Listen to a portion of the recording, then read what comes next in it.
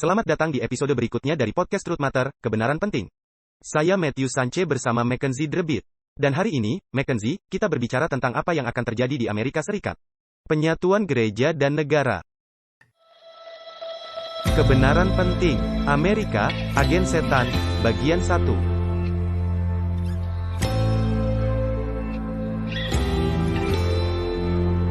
Tapi mari kita tinjau sedikit tentang apa yang dialami orang lain dalam pola pikir prinsip agama yang dipaksakan. Sebab itulah sebenarnya penyatuan gereja dan negara. Ini tentang prinsip-prinsip agama yang dipaksakan. Dan kita memiliki contoh dari beberapa di dalam Alkitab dan kita akan segera membahasnya. Namun, bagaimana dengan teman-teman Daniel di kitab Daniel? Daniel dan teman-temannya. Nah, hanya teman-teman Daniel dalam hal ini, tidak sujud menyembah pada patung emas Nebukadnezar. Anda ingat itu? Dan itu hampir kata demi kata dari Wahyu 13, jika Anda melihatnya. Karena dikatakan, ada patung yang didirikan dan mereka harus menyembah patung itu atau mereka akan dibunuh. Ini adalah situasi bayangan dan penggenapan yang sama yang kita lihat. Kita melihat contoh dalam Alkitab dan itu akan terjadi lagi. Tidak ada yang baru di bawah matahari, semuanya hanya mengulangi. Jadi Anda benar bahwa tidak ada hal baru di bawah matahari. Dan saya melihat banyak orang Kristen saat ini yang tidak ingin membaca Alkitab mereka. Atau mereka hanya ingin membaca Perjanjian Baru.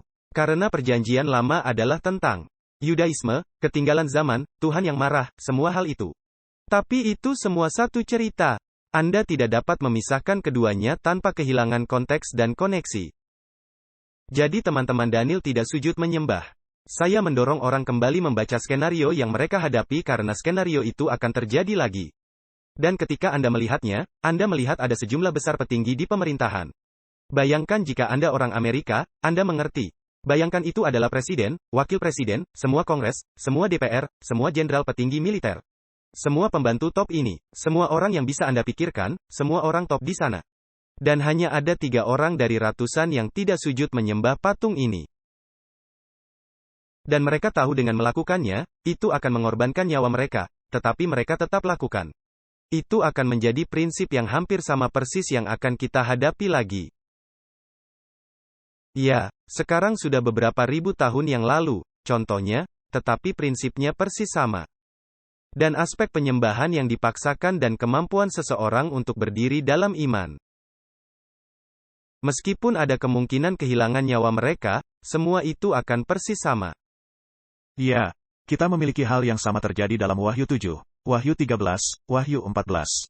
Semua ini terikat bersama bicara tentang hal yang sama. Kita memiliki sekelompok orang yang dirujuk, 144.000. Yang tidak akan sujud menyembah dan yang memberikan pekabaran 3 malaikat ini mengatakan, "Hei, jangan menyembah binatang itu, jangan ikuti sistem itu, pisahkan dirimu." Dan mereka akan dianiaya karena itu. Dan kita dengan cepat melihat beberapa contoh lainnya. Daniel di Gua Singa, dia dihukum mati pada dasarnya. Dia tidak mati karena Tuhan menyelamatkannya. Tetapi dia dijatuhi hukuman mati dengan dilemparkan ke Gua Singa karena berdoa. Dan dia tidak mengubah perilakunya. Dia terus melakukan hal yang sama yang dia lakukan setiap hari. Undang-undang berubah, dan itu dilakukan secara khusus untuk membuat Daniel terbunuh. Firaun berusaha membunuh orang-orang Yahudi karena meninggalkan Mesir untuk menyembah Tuhan.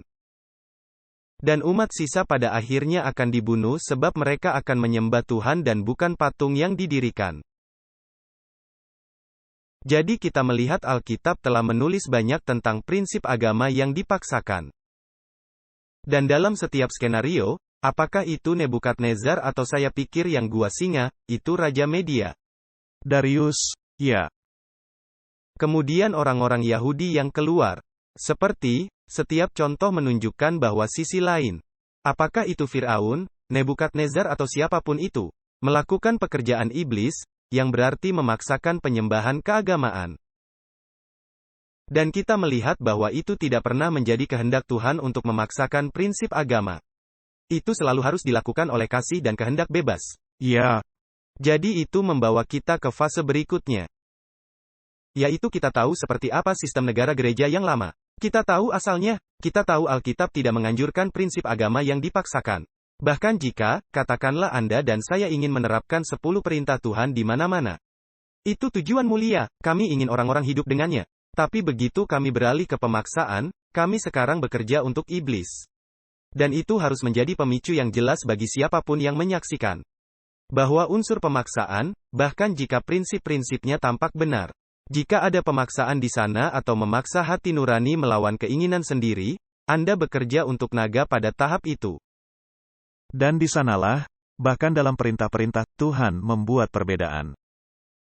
Dia memiliki 4 yang pertama adalah untuk Tuhan, 5 yang terakhir untuk sesama manusia. Itulah sebabnya di pemerintahan, kita mempunyai, jangan membunuh orang, jangan mencuri dari orang. Kita memiliki semua hukum ini. Lantas, mengapa kita harus melakukan itu dan bukan yang kepada Tuhan?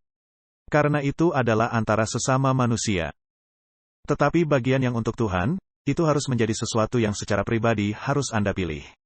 Dan kebebasan memilih diberikan Yesus ketika Yesus mati, Dia mengizinkan Anda untuk melakukannya. Dia mengizinkan Anda, dan masih mengizinkan Anda untuk memilihnya. Tetapi Dia tidak akan memaksa Anda.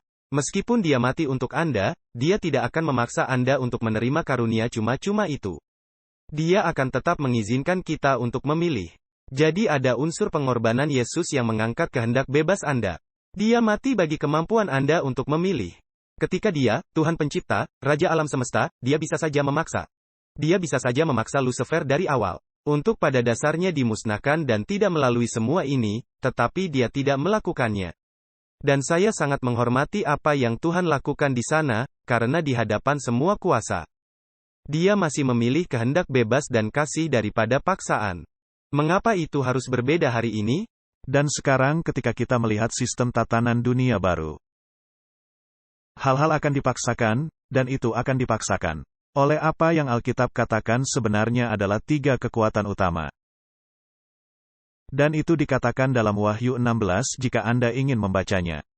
Ya, jadi ini 3 kekuatan utama yang kita sebagai orang Kristen, sebagai warga dunia, perlu waspadai. Kami telah memberitahu bahwa akan ada sistem penyembahan paksa. Siapa di baliknya? Wahyu 16 ayat 13. Katanya, dan aku melihat 3 roh najis yang menyerupai katak. Kita akan berbicara nanti tentang apa arti katak, mungkin di podcast lain. Tetapi untuk saat ini, aku melihat 3 roh najis yang menyerupai katak keluar dari mulut naga, setan, kita tahu. Keluar dari mulut binatang, yaitu kepausan dengan paus sebagai kepalanya. Dan dari mulut nabi palsu, yang telah kita identifikasi dengan cepat, tanpa menafsirkannya secara eksegesis. Apakah nabi palsu itu? Itu adalah Protestantisme Amerika. Ayat 14 berlanjut. Dikatakan, itulah roh-roh setan.